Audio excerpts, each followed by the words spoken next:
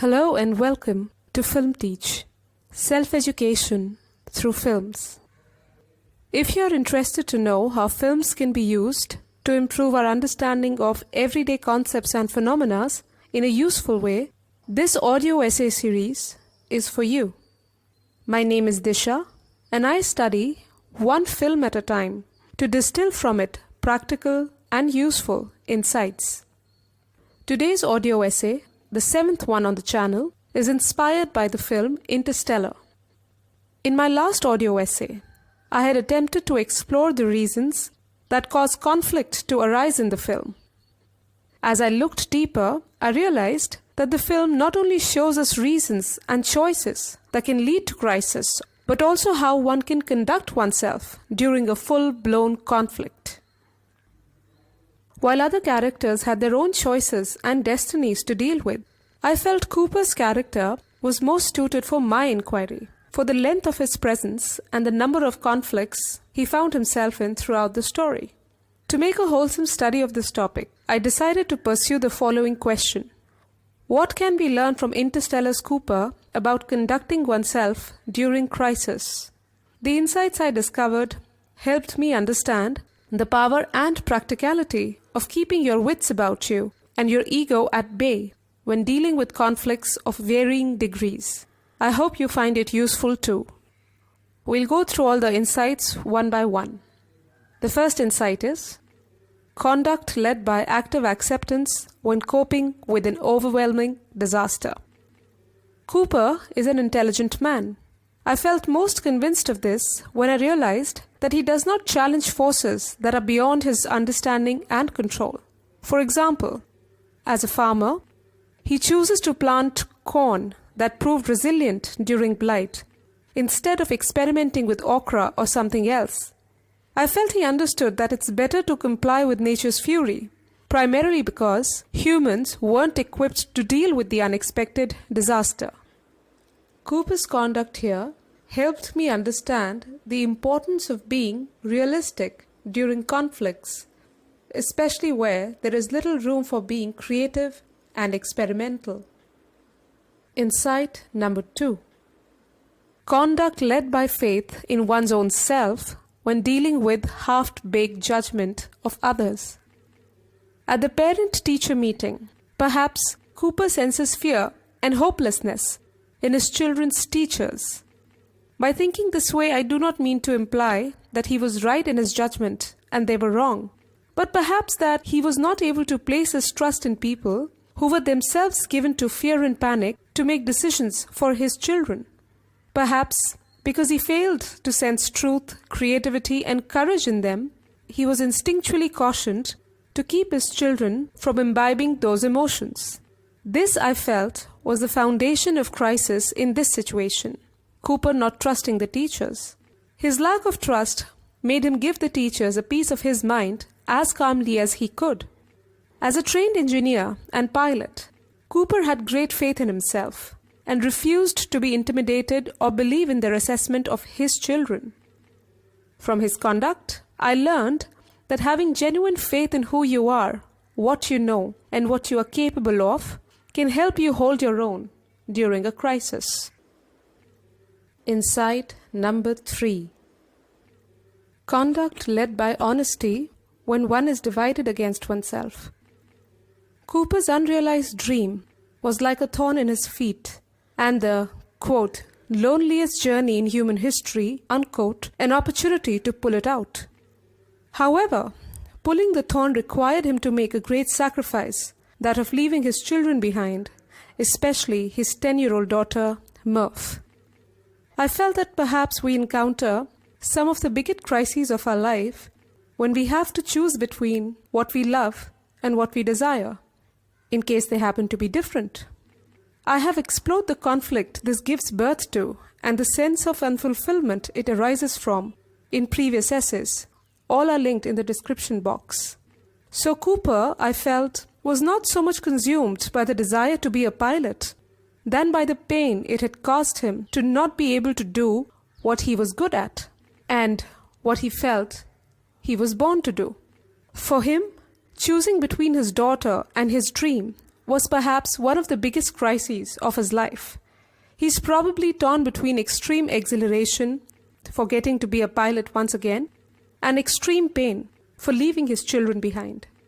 This split keeps him from fully understanding his daughter's emotions, who was too young to articulate them herself.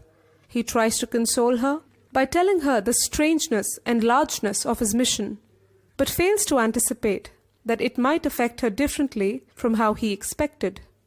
What he tries to think of as grand, Merv sees as betrayal. Cooper conducted himself with hope, love, and above all, honesty. He did not attempt to hide his excitement from his daughter, but in his excitement, failed to judge her emotions and caused her deep pain. This confrontation was never going to be easy, and what I learned from Cooper's conduct here was that perhaps sometimes there is no easy or quick way to resolve a conflict, and that, in such a situation, being honest is the best choice one can make.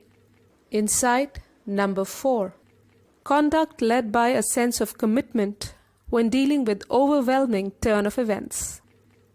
The tidal wave disaster, one not of Cooper's making, made him very angry, and he lets Amelia know that.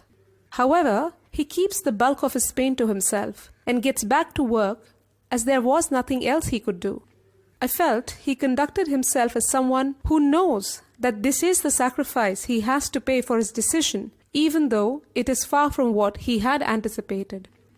Cooper's conduct to get back on the job, despite the tragedy he had had to endure because of Amelia's poor judgment at Miller's Planet, helped me understand that staying true to one's commitment can give one the strength to do the next right thing, even in the throes of overwhelming crisis. Insight number 5. Conduct led by a sense of true courage when dealing with the seemingly impossible. Cooper perhaps believed that he was a good pilot because he knew he could trust his instincts in tight situations. Once the airlock depressurizes, killing Dr. Mann and blowing up a part of the Endurance, Cooper decides to confront the problem head-on instead of escaping it. I felt that in this situation, Cooper does exactly what Dr. Mann had said in an earlier scene about what makes man superior to machine when it comes to facing the ultimate unknown, death. Dr. Mann had said, quote, "A machine doesn't improvise well because you can't program a fear of death. Our survival instinct is our single greatest source of inspiration," unquote. Cooper is indeed able to think through a situation that even TARS had considered impossible. His conduct during the Endurance debacle made me think that it's possible. In fact, it's necessary to not freeze or give up during an overwhelming crisis. It's important instead to keep a clear head and do the next right thing. Insight number 6. Conduct led by complete surrender when in the presence of something inexplicably powerful. As Cooper heads towards blackness, he has no idea what to expect. He ventures willingly inside the event horizon without any hope of meeting his family again, but with some hope for the future of humanity. I felt that his conduct here is purely heroic, as he completely surrenders to his fate and lets it lead him where it may. It is here that he understands his true purpose, that he is one end of the bridge between the 2-dimensional and 5-dimensional worlds, and his daughter, the other. The bridge perhaps is love itself, connecting people who are world apart, or for the lack of a better phrase, worlds that are people apart. His conduct in this situation made me think that some conflicts are so large they can engulf our ego, and in emptying us of ourselves, our fears, insecurities, hopes, and desire can fill us with something raw and pure, helping us achieve perfection in action. The overarching question proved enormously helpful, as it provided me with insights into how poor conduct or attitude can make a bad thing worse and a good attitude or conduct is one that does not let critical thinking or emotional intelligence die. Before I conclude, here is a summary of all the insights. 1.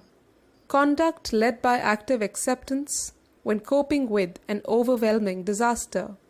2. Conduct led by faith in one's self when dealing with half-baked judgment of others. 3. Conduct led by honesty when one is divided against one's self. 4.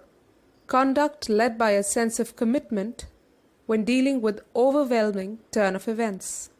5. Conduct led by true courage when dealing with the seemingly impossible. 6. Conduct led by complete surrender when in the presence of something inexplicably powerful. So this is what I found out. What about you?